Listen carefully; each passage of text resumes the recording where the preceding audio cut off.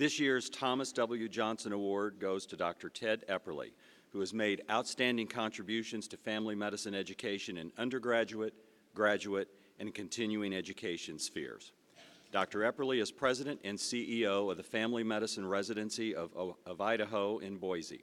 It is a large, federally qualified teaching health center composed of 6 FQHC clinics, 3 ACGME family medicine residency programs, and 4 fellowships. Dr. Epperly has contributed more than 30 years of leadership and guidance towards the advancement of family medicine education on local, regional, and national stages. He served as president and board chair of your AAFP, in addition to numerous committee and commissions on education.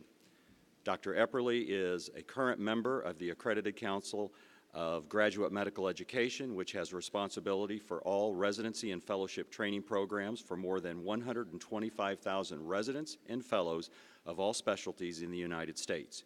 He currently serves as the governor-appointed chairman of the board for the Idaho Healthcare Coalition, which is in charge of helping transform healthcare for the state of Idaho.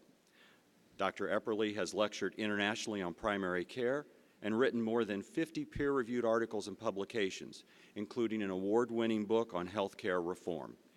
In this book, Fractured, America's Broken Healthcare System and What We Must Do to Heal It, Dr. Epperly draws on decades of experience as a family physician. He identifies gaps and disparities in our current system and proposes an integrated, accessible, patient-centered approach to health and medicine. Dr. Epperly, for a career of outstanding contributions to family medicine education, it truly is my privilege to present you with the 2018 Thomas W. Johnson Award. Congratulations, Ted.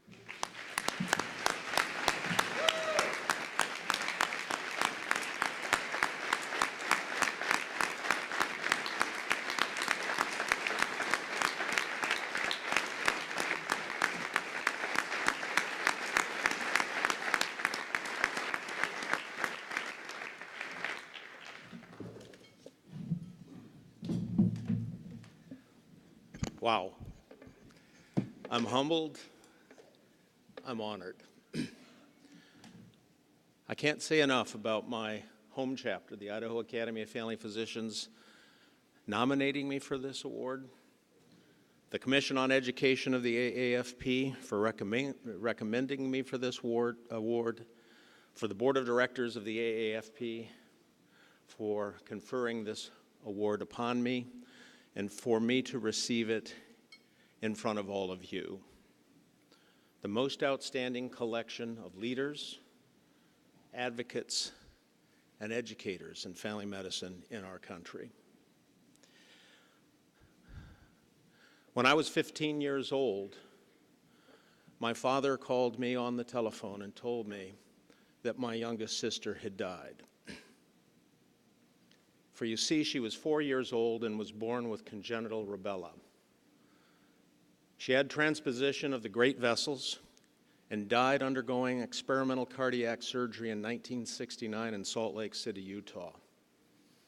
And when my father called me and told me that, because I was the oldest of 5 kids, and I was to tell my brother and other sisters that my sister had died, I told my dad on the spot that I was going to be a physician, having no clue what that really was.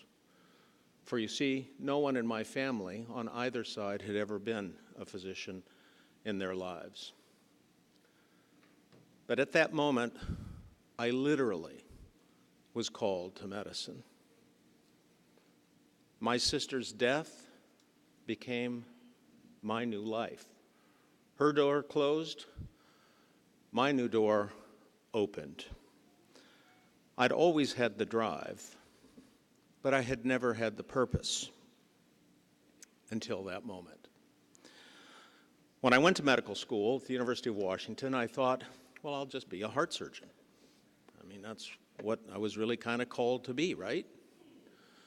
But as I rotated, just as many of you have, through all the rotations that I did, I absolutely fell in love with family medicine.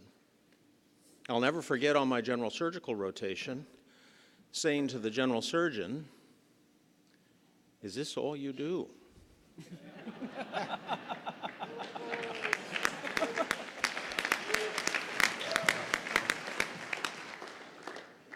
And he said, "Yeah, Ted." He said, "Thyroidectomies, hernias, and gallbladders, that's basically my existence."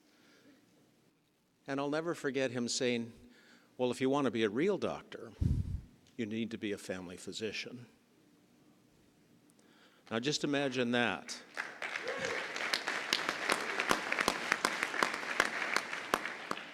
Just imagine that in 1975.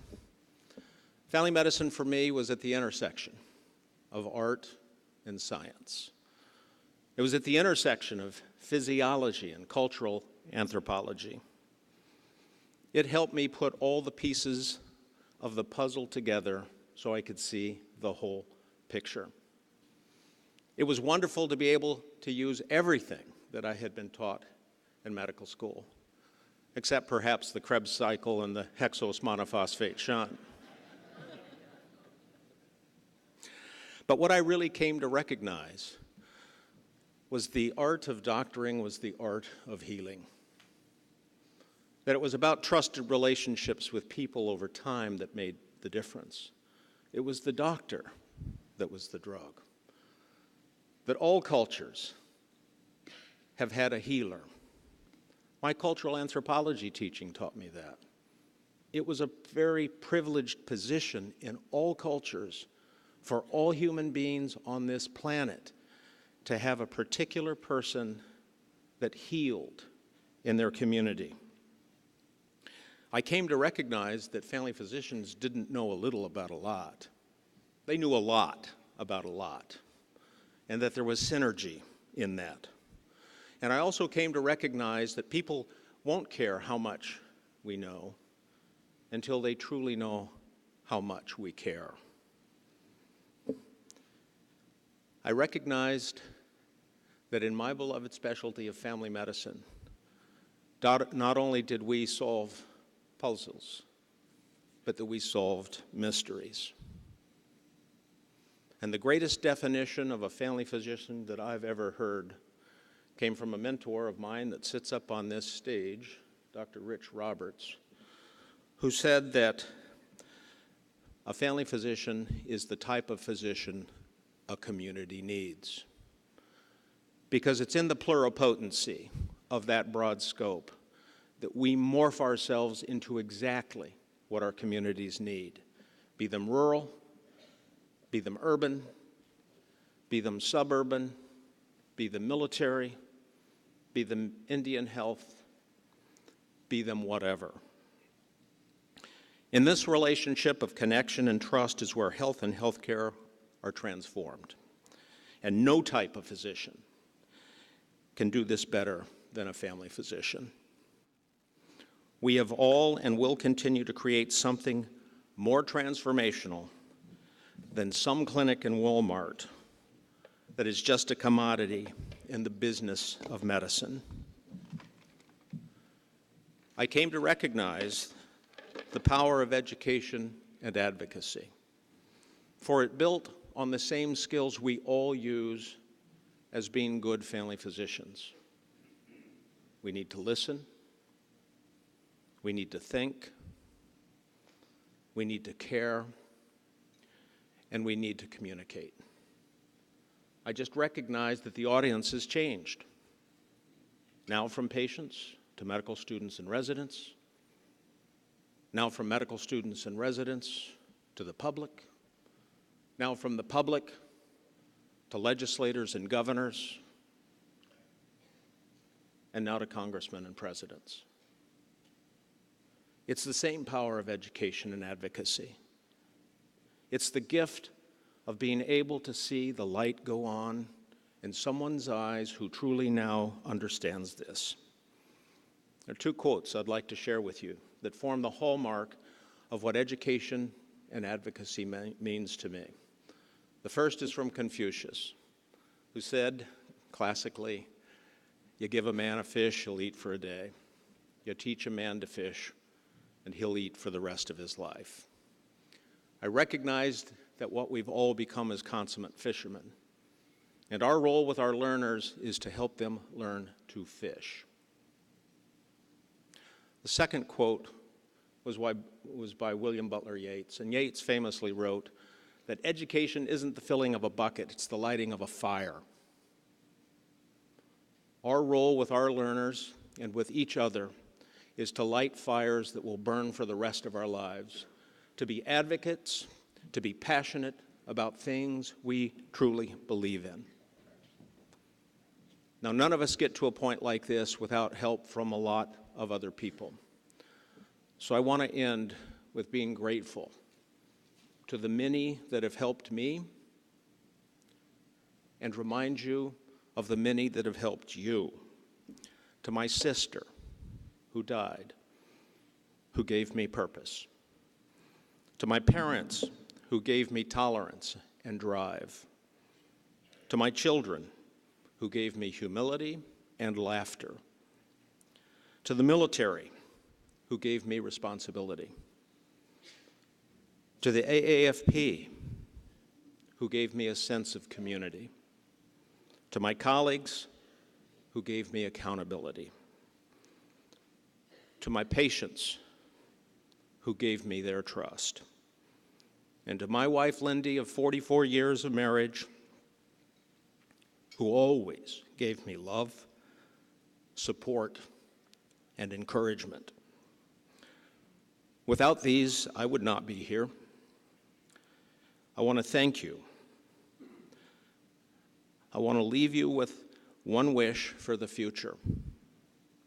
And this is an important one for us as an academy going forward in time, because I believe family medicine will always be relevant in this country and in this world. And this wish comes from the words of Charles Darwin, who, when he was writing about the origin of species, said, "Survival does not belong to the fastest, to the smartest, or the strongest, but to the most adaptable." As family physicians, we must stay adaptable. We must stay flexible to meet the needs of our communities, our citizens, and our patients and our learners in a changing healthcare environment. Why? Because that's who we are. We are healers in our communities. We are educators in our communities. We are advocates in our communities. Thank you so much for this terrific honor.